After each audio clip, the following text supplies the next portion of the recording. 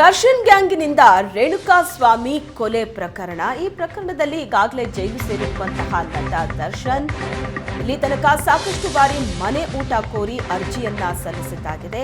ಮನೆ ಊಟ ಕೋರಿ ಆರೋಪಿ ದರ್ಶನ್ ಸಲ್ಲಿಸಿದ್ದಂತಹ ಅರ್ಜಿ ಇವತ್ತು ಹೈಕೋರ್ಟ್ ಏಕಸದಸ್ಯ ಪೀಠದಲ್ಲಿ ವಿಚಾರಣೆ ನಡೆಯುತ್ತೆ.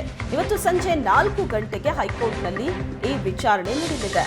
ಸದ್ಯ ಬಳ್ಳಾರಿ ಜೈಲಿಗೆ ದರ್ಶನ್ ಸ್ಥಳಾಂತರಗೊಂಡಿದ್ದಾರೆ.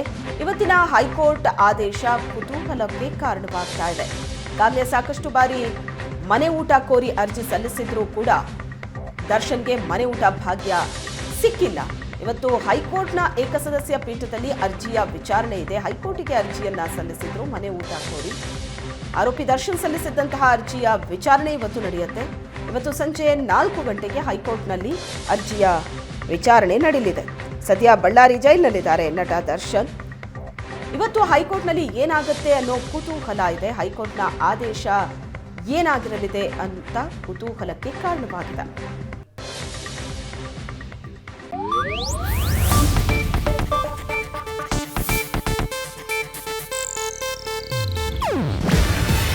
ಇದು ಏಷ್ಯಾನೆಟ್ ನ್ಯೂಸ್ ನೆಟ್ವರ್ಕ್ ಪ್ರಸ್ತುತಿ. ನೀವು ನೋಡ್ತಿದ್ದೀರಾ ಏಷ್ಯಾನೆಟ್ ಸುವರ್ಣ ನ್ಯೂಸ್.